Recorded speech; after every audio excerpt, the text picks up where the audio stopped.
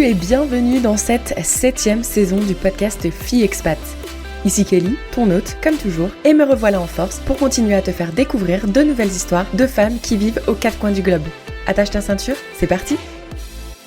Bonjour à toutes et à tous et merci de nous retrouver pour un nouvel épisode de Filles Expat. Aujourd'hui, je reçois Rokhaya. Coucou, je suis ravie de te recevoir pour ce premier épisode de la saison 7. Coucou Kelly, ça me fait plaisir d'être ici. Merci de m'avoir invitée. Oh, t'as l'air toute timide là. C'est pas du tout son genre. Non, mais je garde le meilleur pour la fin, quoi. Ah, ok. Alors, avant de parler de notre rencontre, j'ai une question pour toi. Pour faire un peu durer le suspense de ton histoire, est-ce que tu pourrais nous dire, est-ce qu'il y a une personne que tu as rencontrée depuis que tu vis à l'étranger qui a complètement changé le cours de ta vie? Eh bien oui, je dirais mon mari, qui au début était vraiment mon guide touristique quand j'ai mis pied en Jamaïque. En 2017, ce mois-ci, ça va faire 6 ans que j'ai voyagé en Jamaïque pour la première fois. Et mon premier voyage, c'était solo. Mon guide s'est retrouvé à être mon mari 2 ans plus tard. On s'est mariés en 2019, 2 ans plus tard. C'est un tour qui dure longtemps. Une visite touristique qui dure très longtemps. Mais avant qu'on en arrive à ton histoire de la Jamaïque et d'ailleurs d'où tu viens, etc., j'ai quand même envie de prévenir celles et ceux qui nous écoutent qu'on se connaît. On s'est rencontrés une seule fois au final, mais notre rencontre, elle a été trop drôle parce qu'on s'est rencontrés au festival de podcast à Denver. Est-ce que tu peux nous dire, moi je me souviendrai toujours de ce moment où tu es venue vers moi, telle une boule d'énergie comme un soleil, et elle m'a sauté dessus. Tu te souviens ce que tu m'as dit? Oh non, mais je me rappelle parce que je crois que c'est la dernière journée de la conférence. Et Oui. tu te rappelles, dans l'application, on pouvait faire des brain dates. Et bien sûr, j'ai vu qu'il y avait un groupe podcasteurs canadiens. Il y avait 2 Kelly. C'était comme... Après, je connaissais 2 Kelly. C'est ça, on était 2 Kelly du Canada. J'étais comme, OK, ils ont besoin de diversité, là. Je me suis rajoutée dans le groupe. Et je sais pas qu'est-ce qui arrive. Ah oui, un peu plus tard, j'ai vu qu'il y avait un autre groupe qui faisait une rencontre, un Black Podcaster Support. Et j'étais vraiment intéressée parce que j'avais rencontré quelques-uns d'entre eux avant. Bien sûr, pour pas être... comment dire, pour pas être méchante, j'ai vu que vous étiez déjà à la table. Je me suis dit, bon, je vais les approcher, m'introduire avant de leur dire, je ferai pas partie du groupe. Ça m'a fait vraiment plaisir de pouvoir me présenter et de vous rencontrer. Et bien sûr, je crois que c'était après la dernière rencontre au restaurant que je t'ai vue assise avec d'autres membres du groupe. Mais moi, je me souviens trop bien parce que t'es là. Je suis désolée, je me suis inscrite à ton brain date, mais j'ai pas le temps. J'ai un autre brain date. Désolée, je pars. Mais je te jure, j'aurais trop voulu parler avec toi. Et j'étais, c'est pas grave, on essaiera de se capter un peu plus tard, même si c'est le dernier jour, t'inquiète. Et puis effectivement, après, il y avait l'espèce de cocktail final de la conférence. Et là, je me souviens te voir passer avec ton petit verre de champagne. Attention. On a la classe ou on l'a pas. Ouais, le bubbly, les pétillants. Ouais. On aime le pétillant. Et là, je sais pas, on a passé combien d'heures, je crois. On a fermé le bar quasiment, on voulait plus partir. Je crois que c'est moi qui avais la dernière valise. Quand je suis montée, la seule valise qui restait, c'était la mienne. Donc voilà, pour celles et ceux qui nous écoutent, mémorable cette rencontre. Donc Rokhaya, maintenant, fais-nous un petit retour en arrière. Dis-nous qui tu es, où est-ce que tu as grandi, dans quel contexte familial, et qu'est-ce qui t'a emmené à partir pour la première fois à l'étranger? Je dirais que la première fois que j'ai été à l'étranger, c'était pas un choix personnel. J'avais l'âge de 7 ans, je suis originaire du Sénégal. Et à l'âge de 7 ans, je suis allée rejoindre mes parents qui avaient déjà immigré à la ville de Québec. Alors, j'ai vécu 3 ans à la ville de Québec, j'ai commencé le primaire. Et je parlais pas trop bien français, je mélangeais comme 3-4 différents dialectes du Sénégal, incluant le Wolof et tout. Je vais t'arrêter une petite seconde, j'ai plusieurs questions là déjà qui viennent en tête. La première déjà, donc tu dis que tu avais 7 ans, donc moi je me souviens pas de grand chose quand j'avais 7 ans, mais je vais quand même tenter parce que je pense que c'était un moment marquant de ton histoire. Déjà, pourquoi tes parents ont choisi la ville de Québec? Et est-ce que tu te souviens du sentiment que tu as ressenti à ce moment-là où on t'a forcé, entre guillemets, à quitter le Sénégal? Je crois que quand je quittais, j'avais pas vraiment un sentiment particulier. C'est sûr que quand je regarde, parce que mes parents ont pris beaucoup de vidéos et de photos, So déjà, j'ai vu que je suis tombée malade dans l'avion. Qu'est-ce que je me rappelle? C'est que j'aimais pas la bouffe. Il y avait une odeur particulière sur le vol. Et j'ai repris, c'était avec Air France. Et quand j'ai grandi, j'ai repris, c'est le thé. Le thé qu'ils servent le matin avait une odeur, c'était insupportable. So, je me rappelle que j'avais eu des nausées. So, quand je suis arrivée, j'étais comme en chaise roulante. Oh, waouh. Oui, et mes parents ont pris beaucoup de vidéos. Tu peux voir que j'avais l'air un peu triste. Et j'avais pas vu ma mère depuis 3 ans. Et encore plus longtemps, j'avais pas vu mon père. Parce que mon père avait quitté en premier. Et après, je crois qu'il a pu ramener ma mère. Et ensuite, le processus de Mhm. sponsoriser. Alors, je dirais que c'est vraiment une aventure de l'inconnu. Et après, je me suis familiarisée avec l'environnement, mes parents. Mais la bouffe, ça m'a pris du temps parce que ma mère me racontait que je jetais mes boîtes à lunch, je voulais pas la bouffe qu'elle Ah servait. oui, carrément. Alors, ouais, c'était vraiment. Est-ce que tu peux nous parler justement de ces différences entre ce que tu mangeais au Sénégal et ce que maintenant on t'obligeait à manger au Québec? Ouais, mais je suis pas trop sûre qu'est-ce que je mangeais au Sénégal, mais c'est sûr que je me suis habituée. Mais rendu au Québec, c'était les viandes froides, les cannes de fruits, salade de fruits, des trucs que pour moi, ça goûtait pas bon. Aujourd'hui, c'est sûr que Mhm. j'adorais. Je crois que quand je suis tombée enceinte, j'avais des envies de ce temps-là. Les viandes froides, des trucs comme ça, les charcuteries, je dirais, oh, de fromage. Je veux dire, il y a aussi l'influence d'être une colonie française en tant que euh, Mhm. venant du Sénégal. So, ces premières années, c'était vraiment une année de découverte de soi, d'une certaine manière, une découverte de soi tout en voulant être comme les autres. So, c'est sûr que venant à Québec, j'étais sûrement l'une des seules, ou peut-être deux, trois noirs de mon école et tout ça. Mais j'ai eu une expérience très positive. Je me rappelle que je me suis fait des amis très vite. Je devais comme marcher 20 minutes pour aller à l'école, so c'est toujours une aventure. Surtout quand il fait -40, hein. Ouais, Québec, c'est surtout la neige. Là, que tu te réveilles un matin, la neige, ça déneige à mourir. Ouais, c'est très humide, il faut dire. Mais je crois qu'en tant qu'enfant, c'est vraiment juste, oh waouh, la neige. J'étais pas vraiment genre traumatisée ou quoi que ce soit. So, j'ai fait beaucoup d'activités. Après, je dirais, j'ai quitté à l'âge de 9 ans pour Montréal. So, ça, c'est la première fois que j'ai dû quitter et que j'étais vraiment consciente que je me suis fait des amis, que je vais devoir les quitter, vivre dans une autre ville. Et tous ces voyages, c'était à cause de mon père. C'est un ingénieur, alors à la recherche de boulot, à la recherche d'une meilleure vie pour sa famille, bien sûr. So, on a déménagé plusieurs fois dû à son boulot. So, de Québec à Montréal, à l'âge de 15 ans, j'ai déménagé à Winnipeg. Winnipeg, c'était vraiment le début du trauma. Je suis pas restée longtemps en effet. Désolée pour toutes celles et ceux qui nous Ouais, écoutent c'est depuis Winnipeg, mais... Ouais, ben, imagine, je me suis retrouvée. Quand je venais de déménager à Winnipeg, je me disais toujours, OK, si je fais 1 an, 2 ans et que quelqu'un me demande, je vais dire, ben, je me rappelle pas, j'étais en coma de telle année à telle année. Mais après avoir passé 11 ans, c'était trop tard. Je peux pas Ah oui, effacer 11 11 ans de ma ans. vie. Ouais, je me suis retrouvée à rester à Winnipeg jusqu'en 2014. En 2014, c'est la première fois que j'ai pris la décision de quitter le foyer familial et faire ma propre vie à Toronto. Et encore une fois, c'est une opportunité de boulot qui m'a amenée à Toronto. Donc là, gros changement depuis Winnipeg de Toronto. Qu'est-ce que tu faisais du coup Ouais. comme travail à Toronto? À Toronto, je travaillais sur les trains passagers. Je ne sais pas si j'ai le droit de dire la compagnie, Oui, le oui, nom de bien la sûr. compagnie. Ok, Mhm. je travaille pour Via Rail. Alors, j'étais à bord. J'ai commencé à Winnipeg.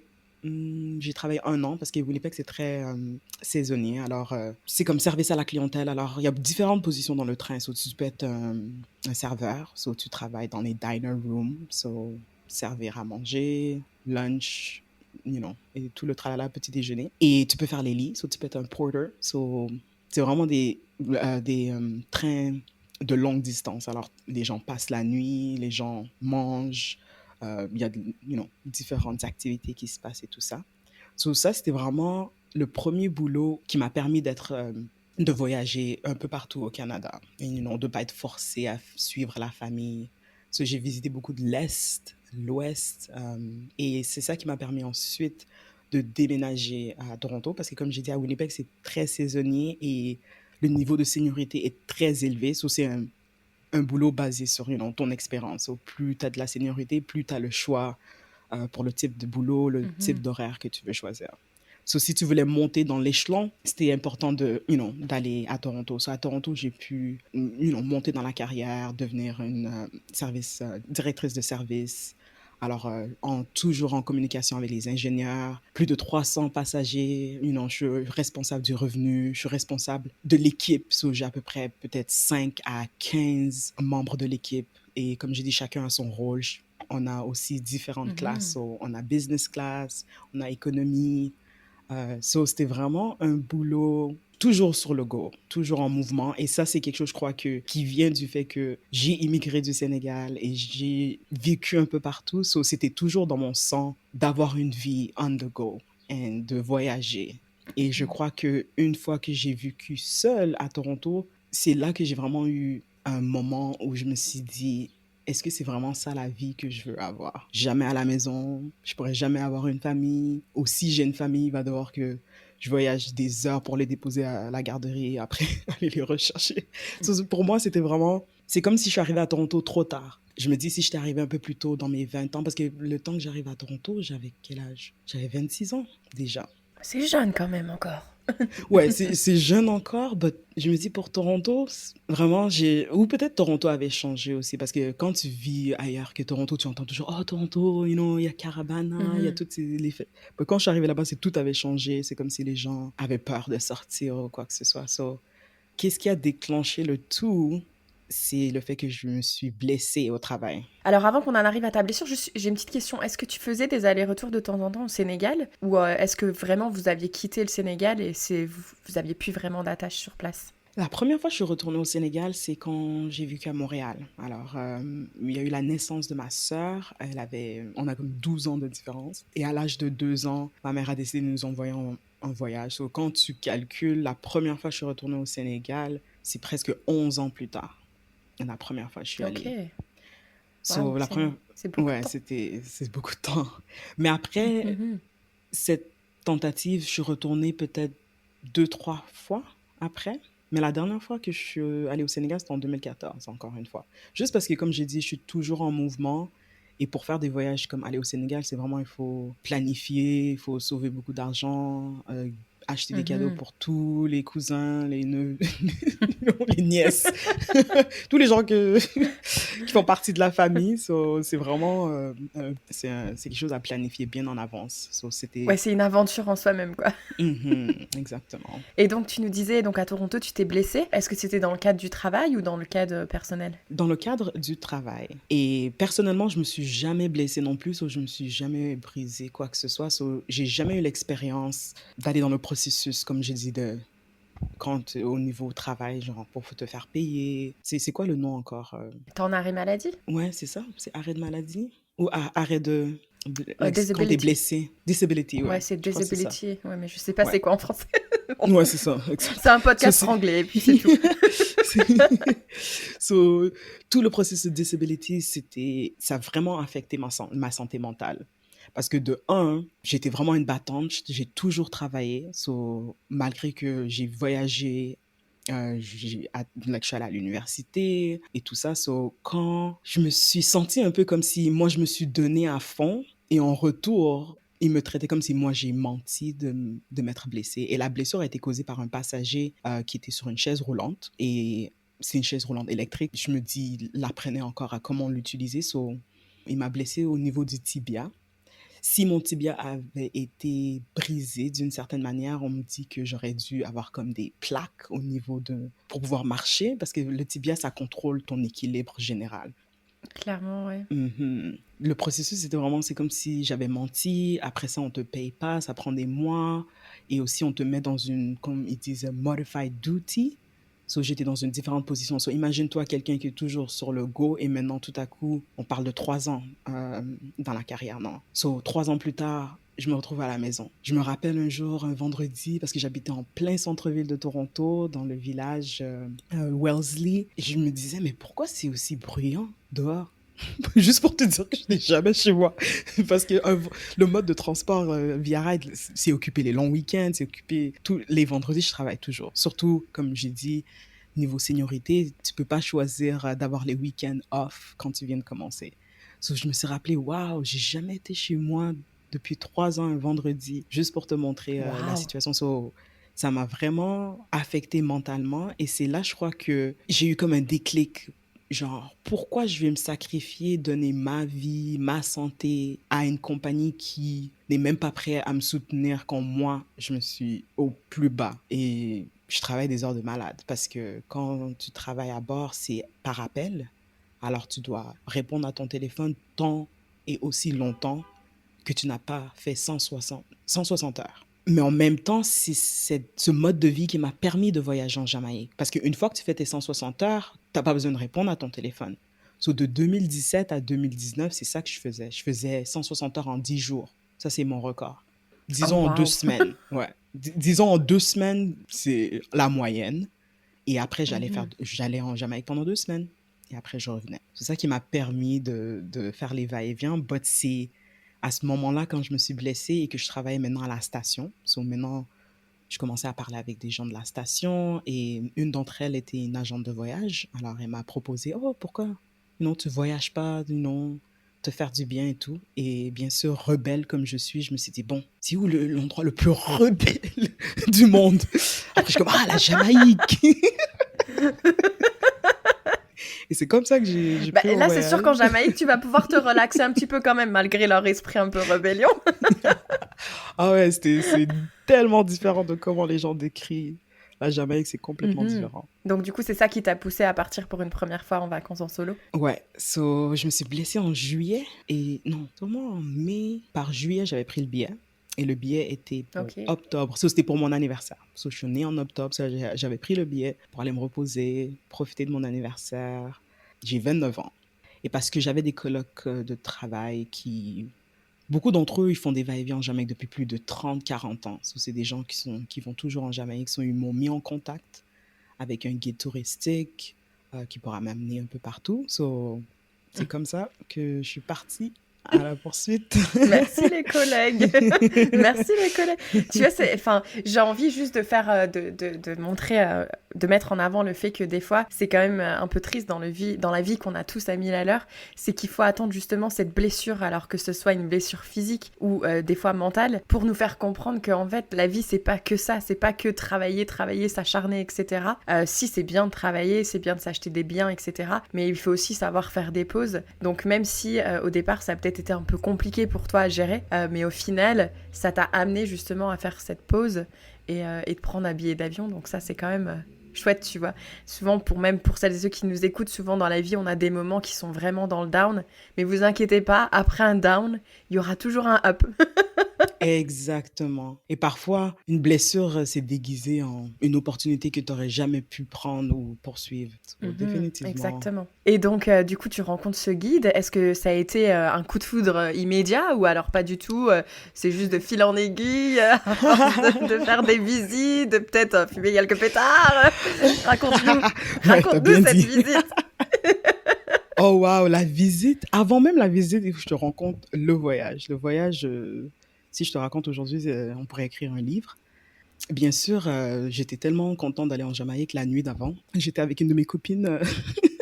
Si elle écoute, elle va s'en rappeler. Et elle m'a introduit je crois que ça s'appelle Kraken. C'est un rhum. Et on a eu un coup, deux, trois coups. Et elle, le matin, elle devait travailler très tôt. So elle a quitté très tôt mon appartement. Et moi, je comptais sur elle pour me réveiller pour le vol.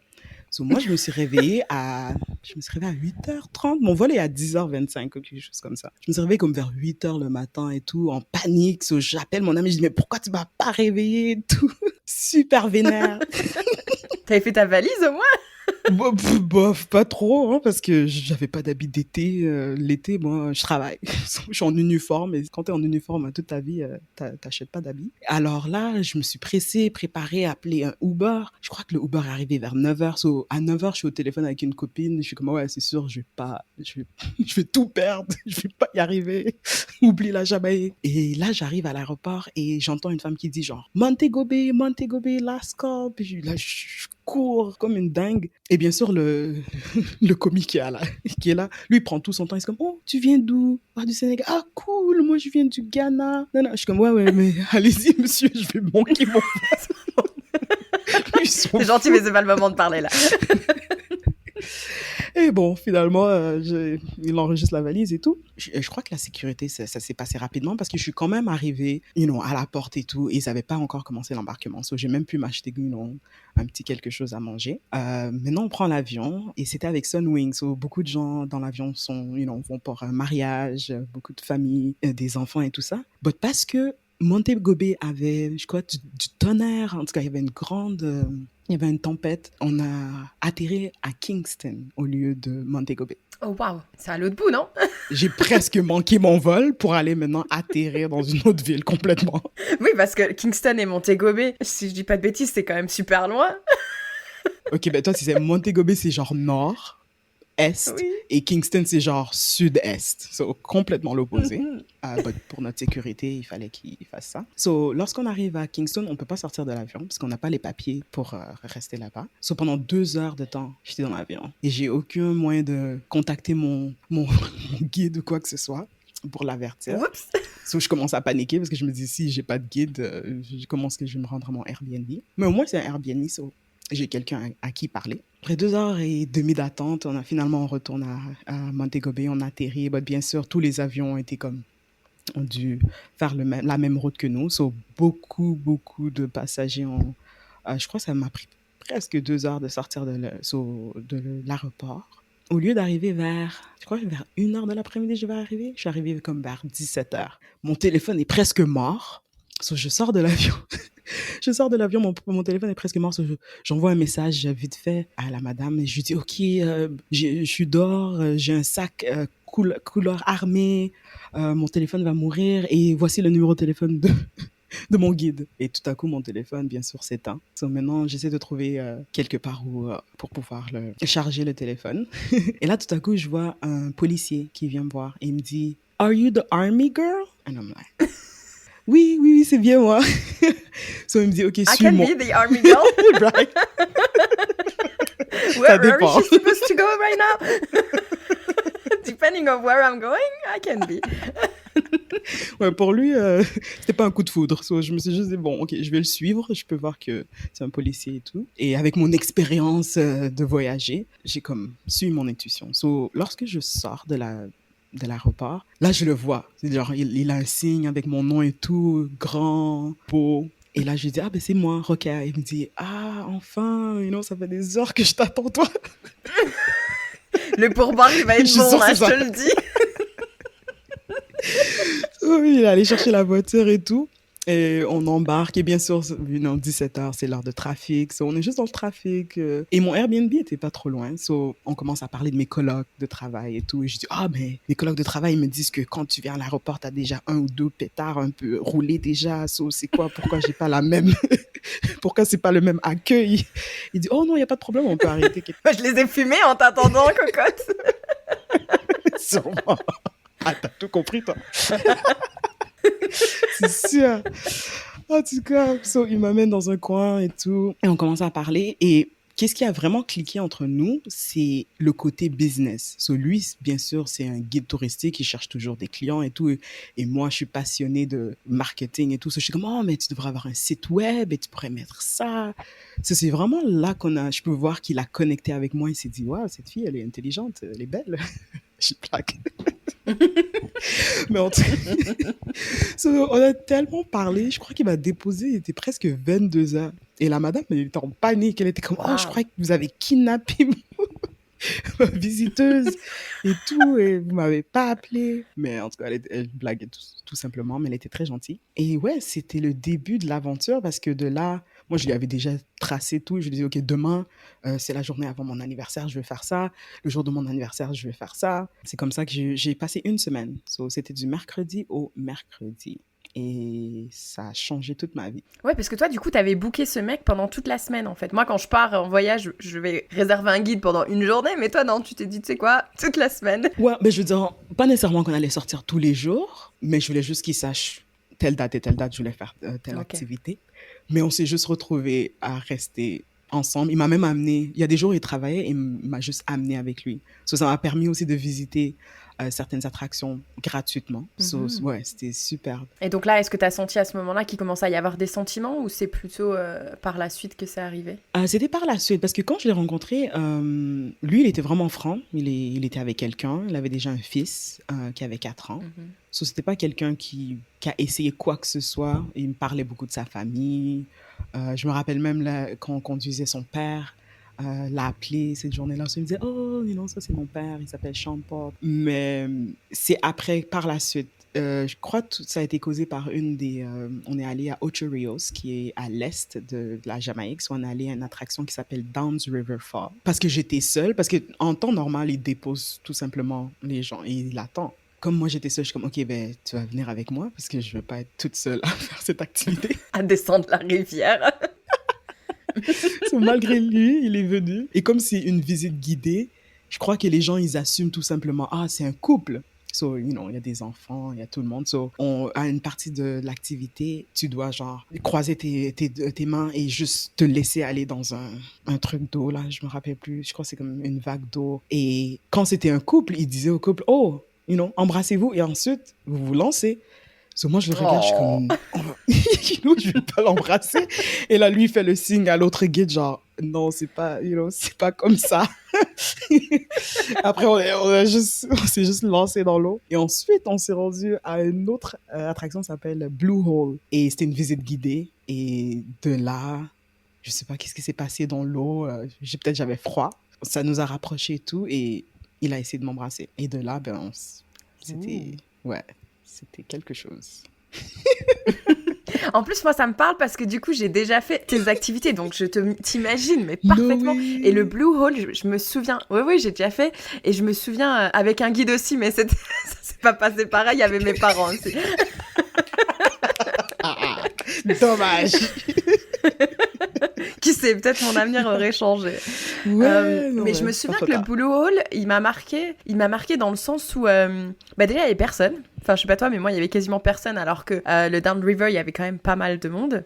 Et là, il y avait personne, et je sais pas, il y avait quelque chose de magique à cet endroit. Je sais pas, tu ressens une énergie qui est vraiment, qui dégage quelque chose, je sais pas, j'arrive pas à l'expliquer. Mais et là, je me dis, c'est intéressant de voir que c'est l'endroit qu'il a choisi de t'embrasser. Mais du coup, est-ce que toi, tu culpabilisais pas, sachant que du coup, il était quand même en couple, qu'il avait un enfant? Comment on se sent à ce moment-là? Oups, j'avoue, pas très fair-play, mais c'est bien ici que j'ai décidé de terminer la première partie de ce témoignage. Mais bon, pas de panique, si tu veux savoir sa réponse, elle est dans la deuxième partie qui est déjà en ligne. À tout de suite!